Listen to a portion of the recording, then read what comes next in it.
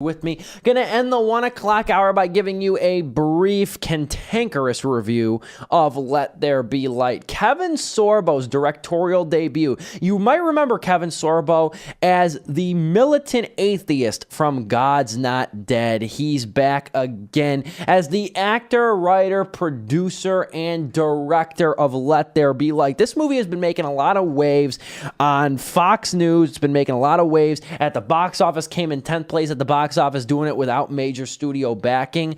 I'm always, even if I do not like a lot of these Christian dramas and stuff like that, I have to admire at how they kind of make their money by what minimal advertising and what minimal TV spots they get. Let There Be Light, like I said, did come in 10th place this week. It actually has come out by the same studio, Atlas Distributions, come out as the same studio as 9/11, which was that Charlie Sheen drama that came out back in September on that fateful weekend.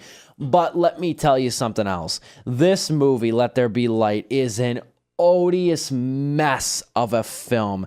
I'm going to clue you in by describing the opening scene of this movie, okay, and let you know what we're dealing with. It deals with Kevin Sorbo, who plays Dr. Sol Harkins, a world-famous God-bashing atheist who has made a career peddling secular ideology to the masses.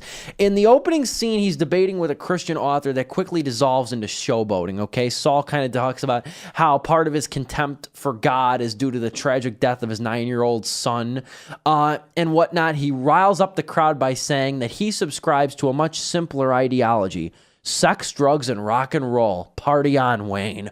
And right off the bat, you know that this is a movie that is going to be hopelessly caricatured. This is a movie that's not going to give any kind of humanization to anybody who's not Christian. And this is a movie tailor-made for the crowd it preaches to and few others. This ranks alongside this year's Slamma-Jamma as one of the genre's grossest miscalculations, as both have successfully festered a new low for independent Christian cinema. Again, the film revolves around Dr. Sol Harkins, played by Kevin Sorbo. Him and his family are falling apart. His divorced wife, Kathy, played by Sam Sorbo, Kevin's real-life wife, and their 2 children have grown distant thanks to Sol's rampant troubles with alcoholism. He's finally given a wake-up call when he undergoes a near-death experience in a drunk driving accident that has him visualizing his dead son and his dead son uttering the phrase, "Let there be light." So I'm going to try and explain this to you, and I want you to try to rationalize this, okay?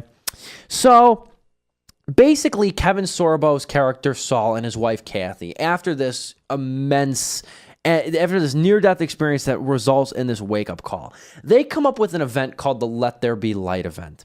Somehow this involves millions of people from all across the world, okay, shining their smartphone flashlights into the sky so brightly that NASA can see them from space. That's what this movie deals with. And that's the big climax of the film. Now, you know what? This is the worst part about this movie.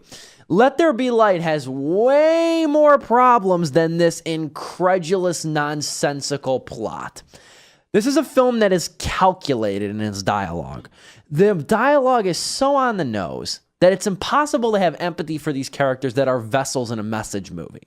Nobody in this movie feels the least bit authentic. Everybody feels like they're regurgitating biblical pamphlets, not dialogue.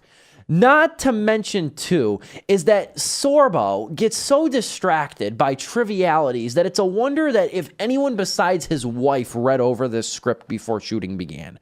One of the recurring jokes in the movie is that Sol, in a drunken stammer, watching a late-night infomercial, ordered 10 cases of a ShamWow-like rag and mop heads. And the joke of him ordering these bushels of mop heads and rags is a recurring gag in the film that serves as like bizarrely interjected comedy. It's not funny, and it's not cute.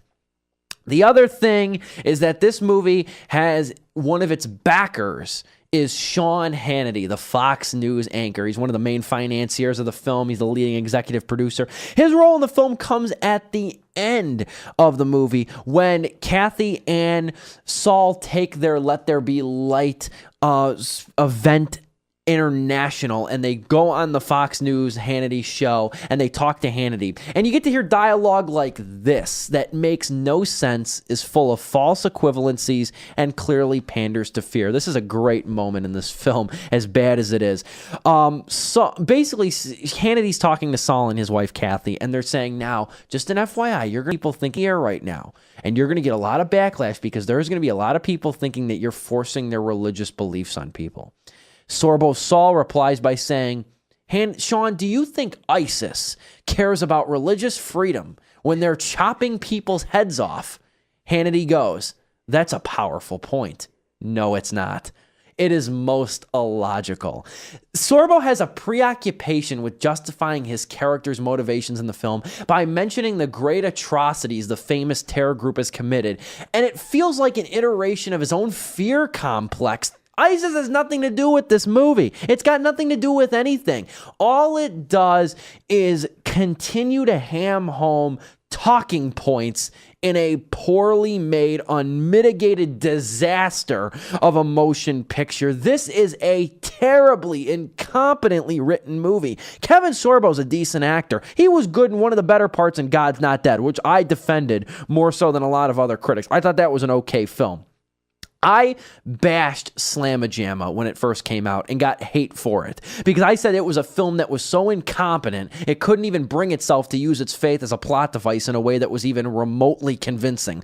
Let There Be Light knows how to use its faith to pander, and in doing so, it has made the most offensively bad movie I've seen in 2017.